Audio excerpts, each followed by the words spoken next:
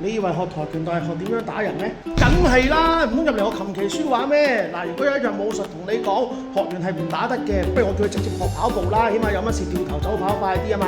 但其實你有冇諗過咧？好多街邊嘅人咧打交嗰啲新聞咧，反而啲人都係冇學過打拳嘅咧。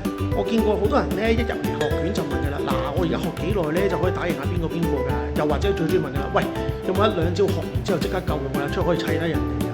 但其實咧，你諗真啲，實際上你要一招可以打得贏人，可以保護自己，最重要係咩？最重要就係要練啊嘛！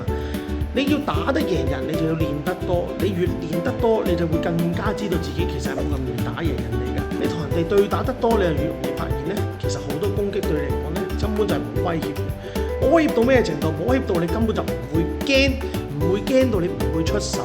唔會出手到一個程度，就係你直頭可以睇住佢啊！原來佢會係唔小心用錯力，諗住打你嘅時候唔捨得會整親自己嘅。其實一個容易濫用暴力嘅人咧，係會因為佢以為自己真係好打，所以先咁容易用暴力。一個真係好好打嘅人，通常都唔會咁容易打人嘅。咁所以咧，其實跆拳道咧點解都係教你打人㗎啦？